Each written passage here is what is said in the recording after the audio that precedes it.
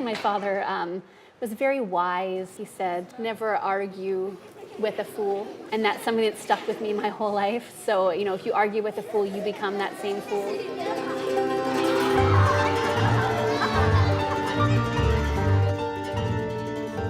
I absolutely enjoy it. It's very fun for me. Every time I'm on stage, it feels like the first time every time I walk in and I sort of play with the audience. And I sort of get an idea of who's there, what kind of audience it is. I sort of just let the flow happen. It's almost like I've got the bones that is there, but during the actual performance itself, I sort of build up the meat and I build up the blood and the skin and I make the entire thing happen.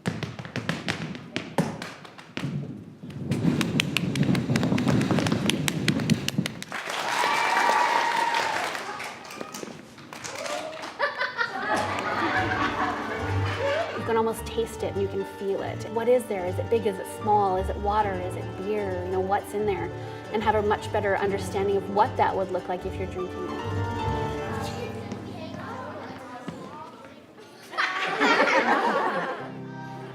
Really, on stage, I wouldn't want people to even know that I'm deaf.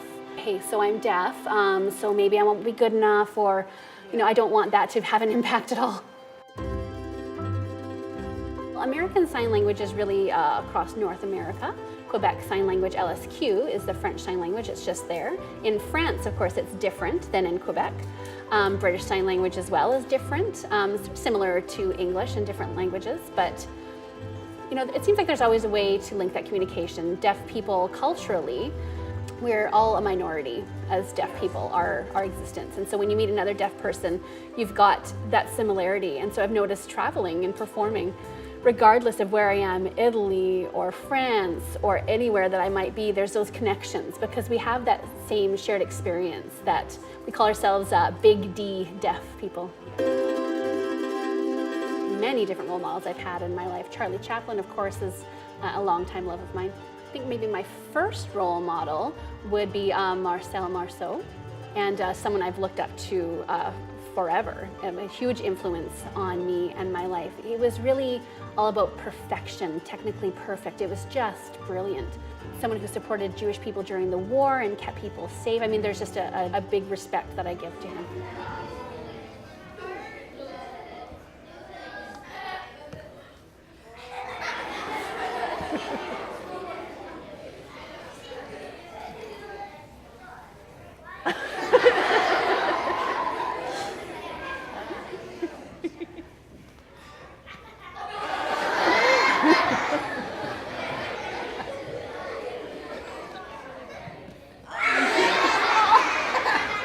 Lots of kids who came up and were very excited, but they knew I was deaf and they saw it as positive as opposed to a negative thing, and they looked up to that. So I think it really changed their mind about deaf people and the deaf experience overall. I'm almost like an ambassador, I'd like to say, to show that sort of thing to people. Oh, yeah. Good. Open mouth. Open hands. Yeah. Where did you learn to move it In Russia. I learned in Russia a long time ago when I was growing up. I went to school there. There was the same age as you. There was a miming group that I joined. Can I hammer you? No. It's a very sort of colorful background, a cultural background I have. I grew up in Russia myself. My mother was Jewish, my father was Russian. There was a lot of people who were against Jewish people growing up, and so that was a big part of who I was growing up. But, funnily, people would make friends with me regardless of their background. So one positive was having humor and being able to make friends and be active and be silly. I think I'm different from the general population. I remember when I was 13 or 14, I'd asked my mother to buy me a boom box. And, she thought, well, you're deaf. What on earth do you need that for? But, decided to go ahead and buy that for me. And so I would listen to music. I put it on the bed and put the blankets and everything over top, and I could feel. My favorite was Boney M.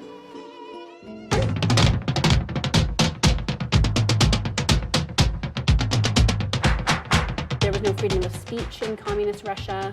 there was a lot of oppression trying to keep people in their same class systems. So when I moved to Canada, I found there was quite a difference in freedom, the freedom of expression, of speech. You could say exactly what you wanted when you wanted to, and so it really was very empowering for me. You know, I just kept going and kept working through any struggles I might have had.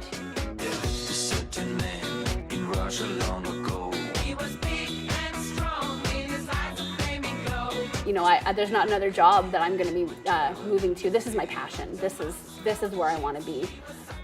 The challenge is, of course, to make money. I'd be happy to go back with Cirque du Soleil, absolutely. I mean, it was absolutely my favorite place to work. I found when I was there, it was quite different from other work environments.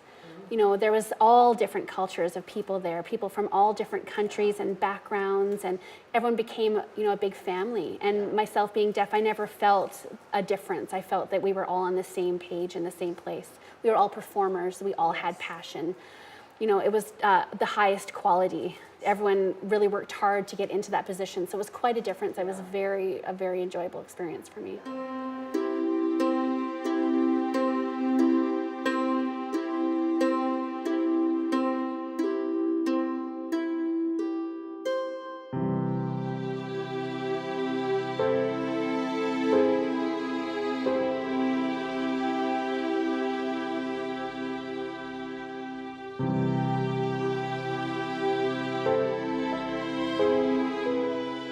I did some workshops with the Art Started School. So it was a nonprofit organization, and they invited me to be involved using mime and clowning, physical comedy, and different things to work with science, for example, what things would look like underwater, different pressure, how it works differently, how you'd move underwater.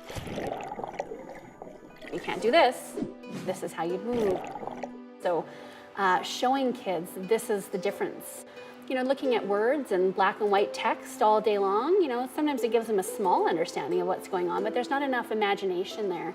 When you add that performance bit and that artistic bit, it really helps their mind grow and blossom, and they really become involved in that education.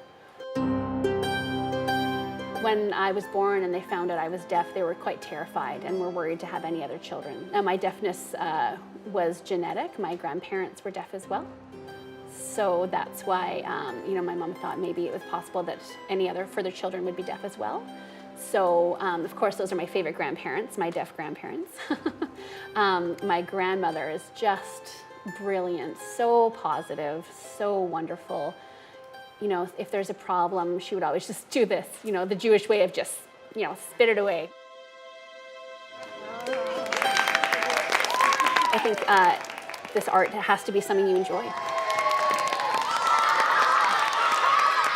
You know, people ask me, you know, where my priority is, my family or work, and of course, you know, I have to put performing up there on the top. Unfortunately, it's what I have to do to keep going until, you know, until I can't. I have two kids that I love that are right here. I'm very impressed with my kids.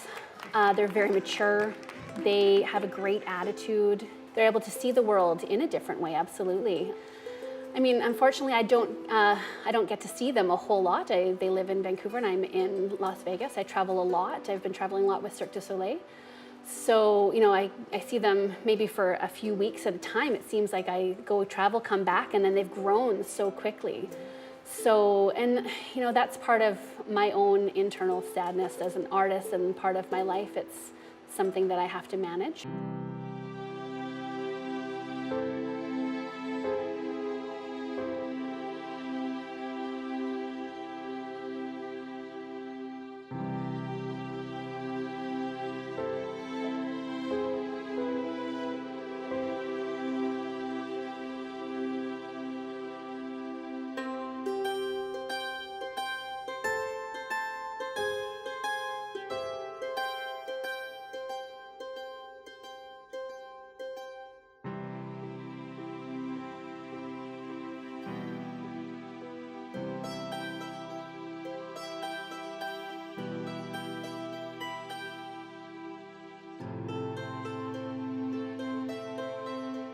You know, there's a lot of family that I have all over the place, and that's very difficult for me. I don't see my mother very much either. But every time, you know, I'm upset and maybe shed a tear, but, you know, again, my ex-wife is wonderful. She says, you know, you're serving people and, you know, that's just who you are. I guess I'm like a fish. I need water. You got to jump in. You know, you've got to be brave. You have to have that passion. You have to fight for what exactly you want. I want that water. You know, I want to get in there. There's no other choice for me.